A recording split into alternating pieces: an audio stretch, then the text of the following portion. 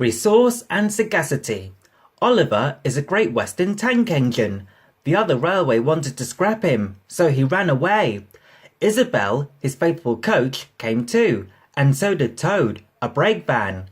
At the last moment, they were nearly caught, but Douglas saved them.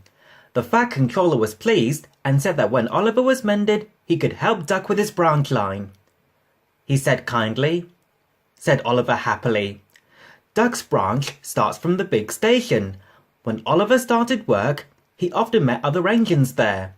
They all wanted to know about his adventures. Henry would remark, said James. Put in Gordon, giggled Oliver modestly. But he was only a tank engine after all. No big engine had ever said admiring things to him before. I'm sorry to say that it made him puffed up in the smoke box. The Fat Controller rescued another coach called Dulcie. She trundled along with Isabel. Oliver sang.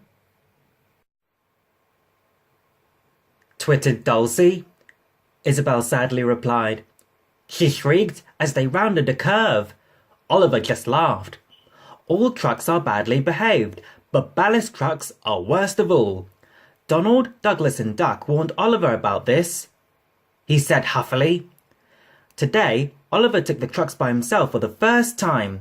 He pulled the loaded ones to a siding and pushed empties to the chute. Then he came back full of confidence to take the loaded wagons away.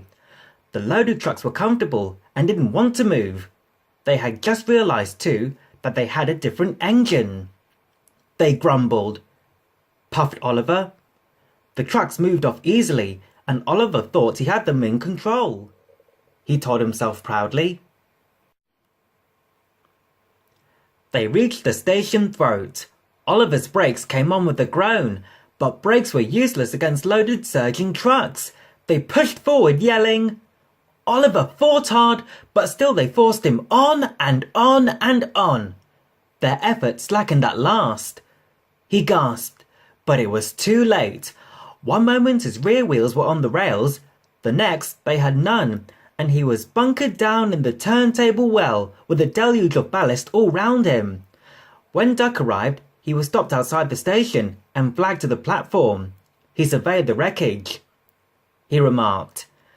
Later that day, Donald and Douglas spoke pungently in Scots, and the Fat Controller spoke pointedly in English.